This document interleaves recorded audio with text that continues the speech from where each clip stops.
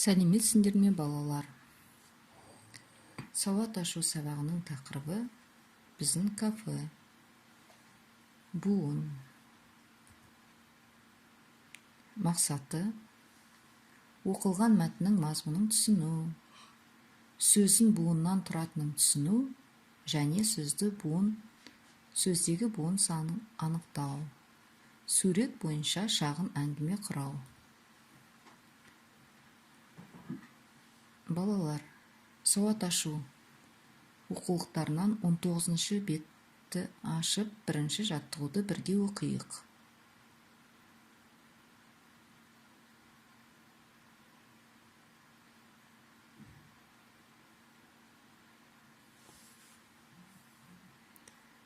Бастаймыз.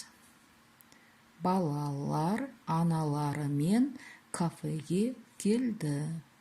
Олар тапсырыс беру үшін даяшыны шақырды. Осы арада екі бала бір-бірімен сөйлесіп те үлгірді. Сенің анаң қайда жұмыс істейді? Менің анам дәрігер. Ал сенің анаң қайда жұмыс істейді? Менің анам наубайшы. Ол адамдарға нан пісіреді. Нансыз ешкім өмір сүре алмайды. Дәрігер де өмір сүре алмай ма? Иә. Нансыз дәрігер де өмір сүре алмайды. Астарын дәмді болсын деген даяшының сөзі балалардың әңгімесін үзіп жіберді. Балалар, сұрақтарға жауап берейік. Балалар аналарымен қайда келді? Олар тапсырыс беру үшін кімді шақырды? Олар не туралы сөйлесті? Балалардың аналары кім болып істейді? Екі баланың арасында болған әңгімені айтып бер. Ал енді дәптерімізді ашып, дәптермен жұмыс жасайық. Мәтіндегі қарамен жазылған сөйлемдерді көшіріп жаз. Дәрігер, наубайшы сөздерін буынға бөл. Және 4-ші жаттығуды көшіріп жазасыңдар. Енді мұқият тыңдаңдар. Ана, ара.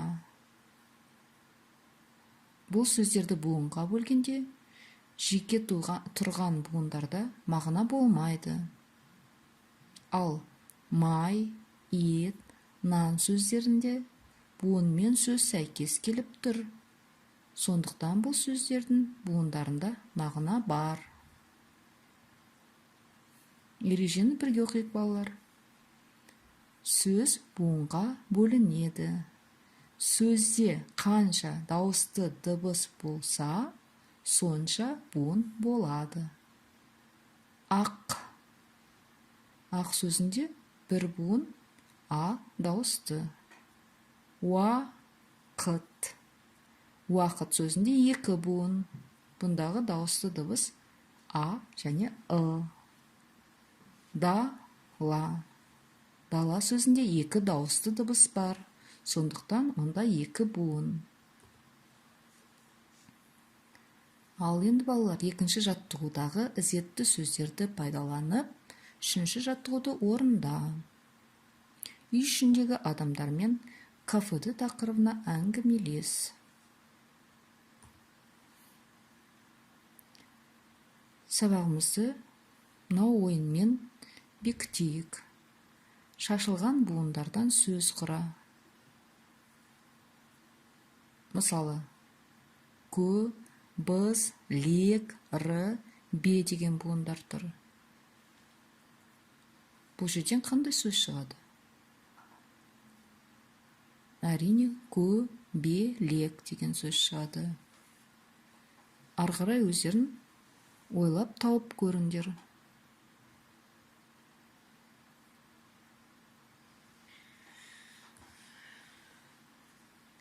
Буынға буынды қосып оқыңдар.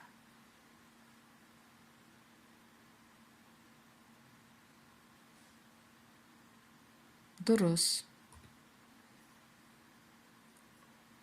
Енді сабағымызды қорытайық. Сөз неден құралады? Сөзде қанша буын болады? Мына сөздерді буынға бөл. Сабақ аяқталды.